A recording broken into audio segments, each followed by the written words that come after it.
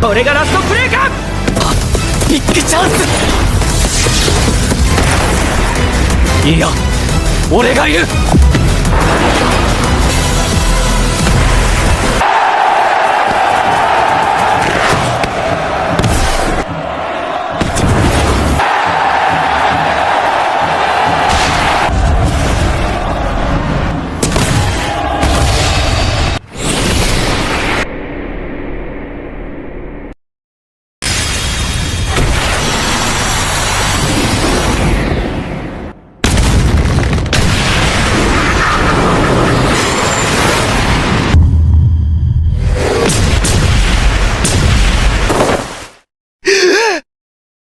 Hello guys, welcome to the class. Black manga expression కి స్వాగతం. Black నుంచి ఒక న్యూ చాప్టర్ అయితే రావడం జరిగింది. ఏసీ నెంబర్ 1 పొజిషన్ కి రీచ్ అవ్వడం చూసి ఇటలీ టీం ఎలా రియాక్ట్ అయింది, అలాగే ఇంగ్లాండ్ వియస్ స్పెయిన్ మధ్య మ్యాచ్ ని ఈ చాప్టర్ లో చూసుకోవచ్చు. ఇక ఇంతకు మించి ఏం చెప్పలేను. ఈ వీడియోను లాస్ట్ వరకు చూసి ఏం జరిగిందో తెలుసుకుందాము. బట్ ముందు చాప్టర్ లో ఏం జరిగిందో ఒకసారి తెలుసుకుందాము. ఫైనల్లీ నెంబర్ 1 పొజిషన్ ని రివీల్ చేయడం అయితే జరిగింది. బట్ నెంబర్ 1 పొజిషన్ లో ఏసఐ రెన్ను చూసి షాక్ అయ్యి, నేను నా సోల్ ని అమ్ముకొని రెన్నుని డిఫీట్ చేసినా కూడా నేను నెంబర్ 1 పొజిషన్ కి రీచ్ అవ్వలేకపోయానని చాలా ఫ్రస్ట్రేట్ అవ్వడం చూసుకోవచ్చు. అయితే ఆ తర్వాత ఏసఐ కూడా నెంబర్ 1 పొజిషన్ లో ఉండడం చూసి చాలా ఎక్సైట్ అయిపోతాడు. అలాగే ఇంగ్లాండ్ వియస్ స్పెయిన్ మధ్య మ్యాచ్ లో నాగే అండ్ రియో హెల్త్ చేరి గోల్ ని స్కోర్ చేయడం చూసాము. ఇక ఆ తర్వాత నుంచి ఏం జరిగిందో ఈ చాప్టర్ లో తెలుసుకుందాము. కానీ ఎక్స్ప్లెయిన్ చేసే ముందు ఈ వీడియోని లాస్ట్ వరకు చూసి like, comment and me friends కూడా షేర్ చేసి మా ఛానల్ కి సపోర్ట్ చేయండి. ఇక లేచకుండా వీడియోని స్టార్ట్ చేద్దాం. ఈ చాప్టర్ ఒక టైటిల్ ఏం వచ్చి బ్రెయిన్స్ ఆర్ బాయిలింగ్. ఇక ఫస్ట్ పేజ్ లో చూసుకుంటే ఇటలీ టీం అందరూ మానిటరీ రూమ్ లో ఏసీ నెంబర్ 1 పొజిషన్ కి రీచ్ అవ్వడం చూసి ఒక్కొక్కరు ఒకలా రియాక్ట్ అవ్వడం చూసుకోవచ్చు. సెండో వచ్చి ఫైనల్లీ ఏసీ నెంబర్ 1 పొజిషన్ కి రీచ్ అయ్యాడని అంటే ఐకో వచ్చి ఏసీ 240 మిలియన్ తో ఏసీ నెంబర్ 1 పొజిషన్ కి చేరుకున్నాడని అంటే పక్కనే ఉన్న బారో వచ్చి దట్స్ రైట్ యూ లూజర్, ఇదే నెంబర్ 1 అంటే ఇప్పుడు నీ ఫీలింగ్ ఎలా ఉందని అనుకుంటాడు. అయితే ఈసీ నెంబర్ 1 పొజిషన్ కి రీచ్ అవ్వడం చూసి ఆడియన్స్ అందరూ ఎంజాయ్ చేస్తూ గట్టిగా అరుస్తూ ఉండడం చూసుకోవచ్చు.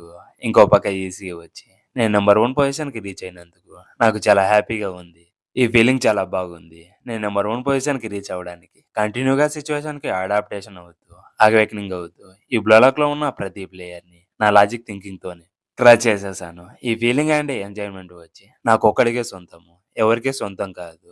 ఇది నేను మ్యాచ్ ని విన్ అవ్వాలనే ఆకలితో ఇక్కడ ఉన్న అందరిని డిఫీట్ చేస్తానని అంటాడు. ఇక్కడ చూసుకుంటే నోవా, రిన్, లోకి, కైజర్ అండ్ డినెస్ యొక్క పజిల్ పీసెస్ ని పోటింగ్ అవుతూ ఉండడం చూసుకోవచ్చు.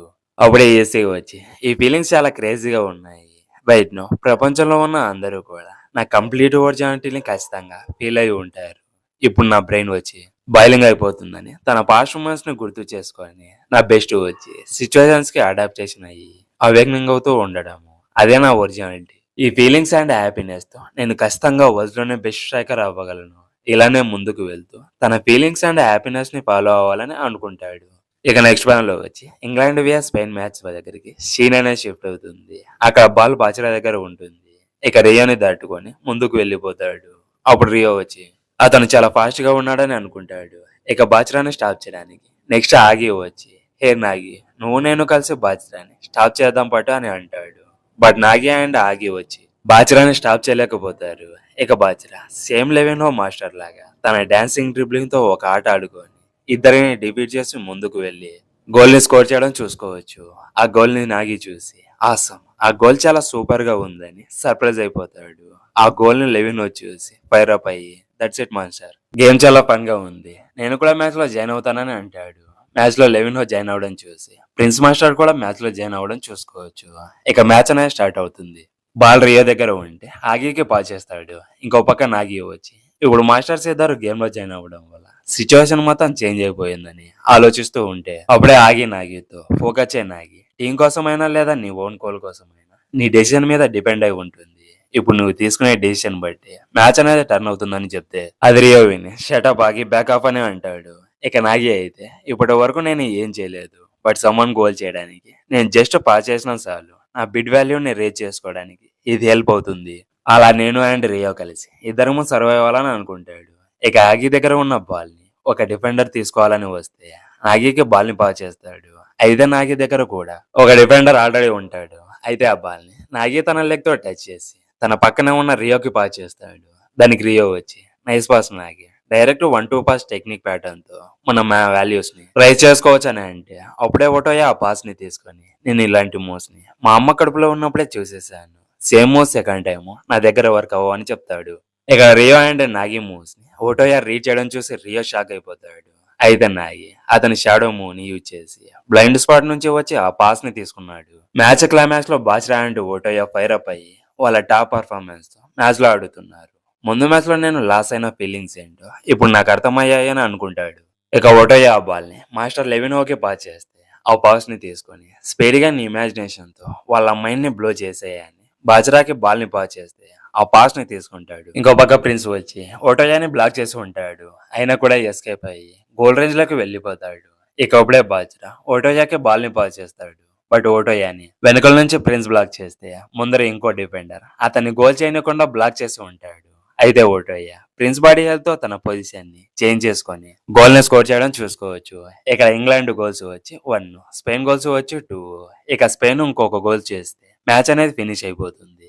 ఇక ఆ సూపర్ గోల్ ని ఇంగ్లాండ్ డిఫెండర్ చూసి ఇప్పుడు మనం ఎడ్జ్ లో ఉన్నాము, ఇక్కడ మనం మ్యాచ్ ని ఓడిపోతే అన్నిటిని కోల్పోతామని చెప్తాడు. అయితే నాగి వచ్చి ఈ ప్రపంచంలో వాళ్ళే సెంటర్ లో ఉన్నారని ఎవరైతే బిలీవ్ చేస్తారో వాళ్ళు మాత్రమే ఫైర్ అప్ అవుతారు. ఇలాంటి ఫీలింగ్ ని నేను ముందు కూడా ఫీల్ అయ్యాను. ఆఫ్టర్ ఆల్ ఎవరైతే ఫైర్ అప్ అవుతారో వాళ్ళు మాత్రమే వరల్డ్ స్టేజ్ లో బెస్ట్ ప్లేయర్స్ తో ఫైట్ చేస్తారు. అయితే నేను ఇలాంటి సిచ్యువేషన్ లో ఎలా ఫైర్ అప్ అవ్వగలను, ఇక్కడ నా ఒరిజినాలిటీ ఏంటి, ఎవరైతే నేను వరల్డ్ లోనే బెస్ట్ ప్లేయర్ ని అవుతానని బిలీవ్ చేస్తారో అని ఆలోచిస్తూ ఉంటే అప్పుడే రియో నాగితో నేను అనుకున్నట్టే జరుగుతుంది.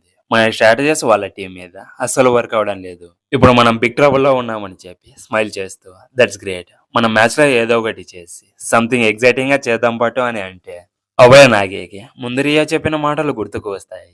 ఇక రియో వచ్చి ఇప్పుడు గనక మనం గోల్ చేసి మ్యాచ్ అవుట్కమ్ ని చేంజ్ చేస్తే ప్రపంచంలో ఉన్న అందరికీ మన గురించి తెలుస్తుంది. మనం సెంటర్ ఆఫ్ ది వరల్డ్ అవ్వచ్చు. మనం పైరప్ అవడానికి ఈ రీజన్ సరిపోతుంది కదా యు జీనియస్, నీతో వరల్డ్ లోనే బెస్ట్ ప్లేయర్ అవడానికి నేను ఏం చేయడానికైనా రెడీ అని అంటే ఆ మాటలు నాగి విని యు ఆర్ స్ట్రాంగ్ రియో, అలాగే ఇంప్రెసివ్ అని అంటాడు. ఇక రియో అండ్ నాగి వచ్చి ఎలా వాళ్ళు ఫైర్ అప్ అయ్యి అవేక్నింగ్ అవుతారు, ఇంగ్లాండ్ స్పెయిన్ ని ఎలా డిఫీట్ చేస్తుంది, ఇలా అన్నిటిని నెక్స్ట్ చాప్టర్ లో రివీల్ చేయొచ్చు.